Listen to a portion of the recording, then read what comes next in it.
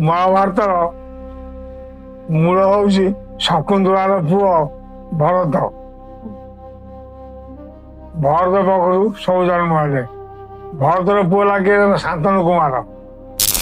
ଶାନ୍ତନୁ କୁମାର ପୁଅ ଲାଗି କଳି ଯୁଗକୁ ପରାସ୍ତ କରିଥିଲା ଯୁଦ୍ଧରେ। ପରିଗୀତ ମନେ ହଉଛି ତୋର ଆଉ ପରିଗୀତ। ଶେଷ ରାଜା ହେଲା ମହାଭାରତର ଶେଷ ରାଜା ହେଲା ପରିଗୀତ।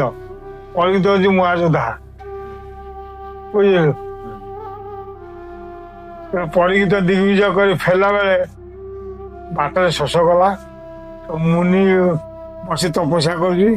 ମୁନି କି ମାଗିଲେ ପାଣି, ସେ ଶୁଣିଲାନି। ତପସ୍ୟା କରୁଛି, ମୁନି ଶୁଣିବ? ସେଠି ଇଏ କଣ କଲେ, ସେଠି ସାପ ଗାତି ଥିଲା, ତା ବେକରେ ଗୁରେଇ ଦେଲେ। ସେ ତା ପୁଅ ଆସିଲା, ଦେଖିଲା ତା ବାପ ବେକରେ ସାଙ୍ଗେ ସାଙ୍ଗେ ଅଭିଶାପ ଦେଲା।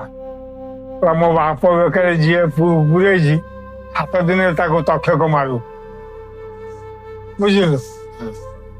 ତେଣୁ ମୁନି ଅଭିଶାପ, ମୁନି ପୁଅର ଅଭିଶାପ। ମୁନି ବି ଗିଲା ପୁଅ ଉପରୁ, ଆମେ ରାଜା ଜାଗାରେ ଘର କରି ରହିଛି, ତପସ୍ୟା କରୁଛୁ, ତୁ ଏତେ ବଡ଼ କଥା କଲୁ, ରାଜାକୁ ଅଭିଶାପ ଦେଲୁ।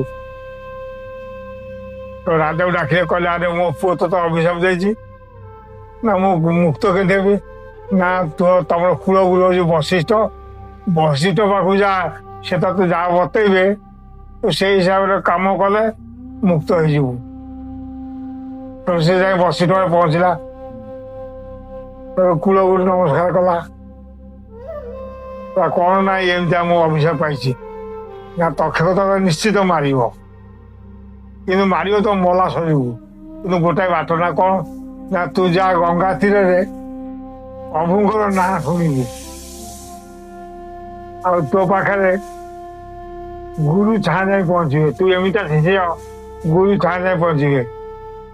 ଶିଷ୍ୟ ଯାଇ ଗୁରୁ କତିକି, କିନ୍ତୁ ପରିଗୀତ ଏମିତିଆ ଶିଷ୍ୟ, ଶୁକମୁନି ହେଲା ଗୁରୁ।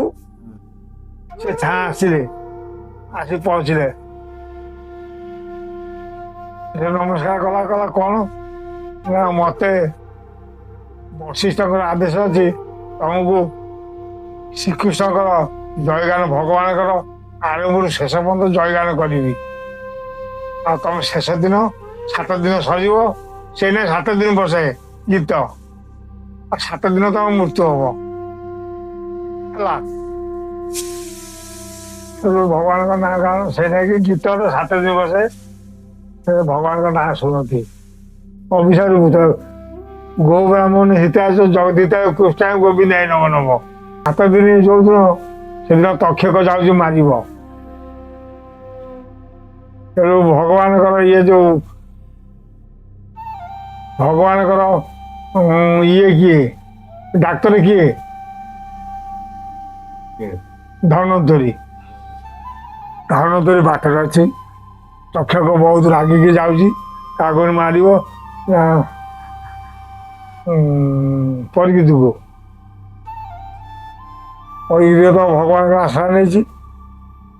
ଧନୁଞ୍ଜୟ କଲା ଧନୁର୍ଦ୍ଧରି କହିଲା କୁଆଡେ ଯାଉଛ? ନା ମୁଁ ଯାଉଛି ଆଉ ପରିଗୀତକୁ ମାରିବି, କହିଲା ବ୍ରହ୍ମ ବିଷୟ ତ କରିଛି। ନା ତୁ ମାରିବୁ, ମୁଁ ବି ଯାଉଛି ତୋ ପଛରେ। ଆଉ ତୁ ଜାଣୁଛୁ ମୁଁ ଭଗବାନଙ୍କର, ସବୁ ଠାକୁରଙ୍କର ହଉଛି ଡାକ୍ତର, ମୁଁ ତାକୁ ବଞ୍ଚେଇବି। ନା ପରୀକ୍ଷା କରିବା, ନା କର। ତକ୍ଷକ କଣ କଲା, ସାଙ୍ଗେ ସାଙ୍ଗେ ଗଛକୁ ଚୋଟ ମାରିଲା, ସେ ଗଛ ସାଙ୍ଗେ ସାଙ୍ଗେ ମରିଗଲା।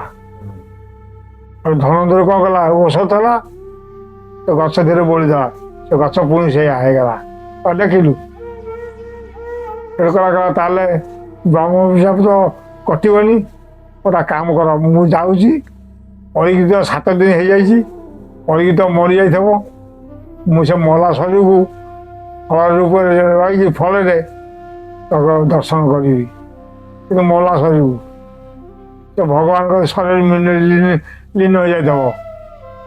ସେଠୁ ଯାଇକି ତକ୍ଷକ ରହିଲା, ଫଳରେ ରହିଲା ତକ୍ଷକ। ପରିଗୀତ ଯଦି ମୃତ୍ୟୁ ହେଇଗଲା, ଭଗବାନଙ୍କ ଶରୀର ମିଶିଗଲା। କୃଷ୍ଣଙ୍କ ନାଁ ଶୁଣୁଛି ତ, 7 ଦିନ ହେଇଯାଇଛି ବୈଶେଷ, ତେଣୁ ସବୁ ଭଗବାନଙ୍କ ଶରୀରରେ ତାର ଲୀନ ହେଇଯାଇଛି, ତେଣୁ ମରିଯାଇଛି। ତକ୍ଷକ ସେତେବେଳେ ଯାଇ ମାଇଲା, ସେ ତ ମଲା ଶରୀରକୁ ମାଇଲା ଆଉ ଅଭିଶାପରୁ ମୁକ୍ତ ହେଇଗଲା। ଅଭିଶାପରୁ ଅଭିଶାପ ଗୁଡ଼ା ସେଇଆ। ତେଣୁ ଜୀବନରେ ଗୋରୁକୁ ବାଡ଼େଇବନି କି ବ୍ରାହ୍ମଣକୁ କିଛି କହିବନି। ସେଟା ଭଗବାନ କହିଛନ୍ତି ଗୋ ବ୍ରାହ୍ମଣ ହିତାୟ ଜଗଦିତାୟ କୃଷ୍ଣାୟ ଗୋବିନ୍ଦାୟ ନମଃ।